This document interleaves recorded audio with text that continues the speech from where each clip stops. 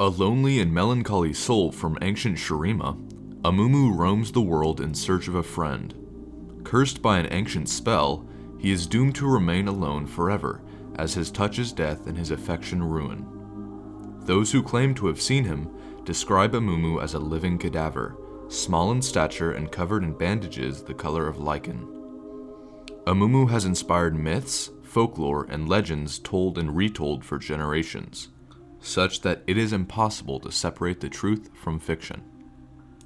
The hardy folk of Shurima agree upon certain things. The wind always blows from the west in the morning, a full belly on a new moon is an ill omen, buried treasure hides under the heaviest of rocks.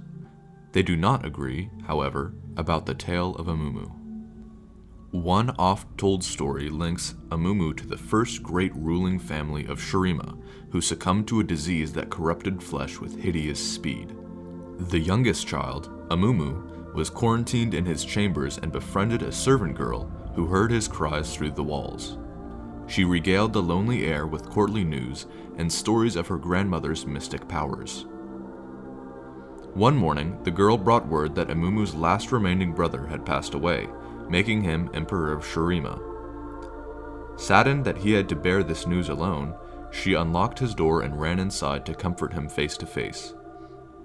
Amumu threw his arms around her, but as they touched, he fell back, realizing he had condemned her to the same terrible fate as his family. Upon the girl's death, her grandmother placed a twisted blight on the young emperor. In her mind, Amumu had as good as murdered her kin. As the curse took effect, Amumu was trapped in the moment of suffering, like a locust ensnared in honeyed amber. A second tale whispers of another crown prince, one given to bouts of petulance, cruelty, and murderous vanity. In this telling, Amumu was crowned Emperor of Shurima at a young age, and convinced he was blessed by the sun, he forced his subject to worship him as a god. Amumu sought the fabled Eye of Angor, an ancient relic entombed in a gilded crypt, said to grant eternal life to whoever looked upon it with an unflinching heart. He hunted the treasure for years with a host of slaves who carried him through labyrinthine catacombs, sacrificing themselves to traps so the emperor could continue without hindrance. Amumu finally reached the Cyclopean golden archway, whereupon dozens of his stonemasons labored to breach the sealed door. As the young emperor rushed within, determined to look into the Eye of Angor, his slaves seized their chance and sealed the stone doorway behind him. Some say the child emperor endured in the darkness for years, his loneliness driving him to insanity and causing him to claw at his own skin, which he was forced to wrap in bandages. His life was extended by the power of the Eye as he meditated on his past transgressions, but the gift was a double-edged sword, for he was cursed to remain forever alone. When a series of devastating earthquakes shattered the foundations of his tomb, the emperor escaped with no knowledge of how much time had passed, seeking to undo the suffering he had caused in life.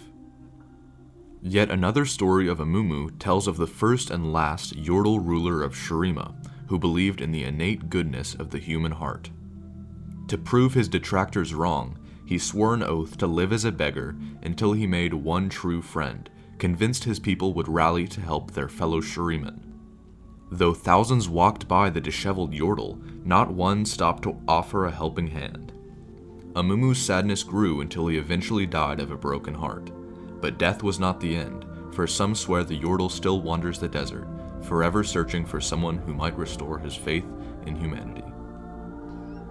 These stories, despite their differences, are woven with parallels. Whatever the circumstances, Amumu is doomed to exist in a broken state of emptiness, eternally alone and friendless. Fated to forever search for a companion, his presence is cursed and his touch is death.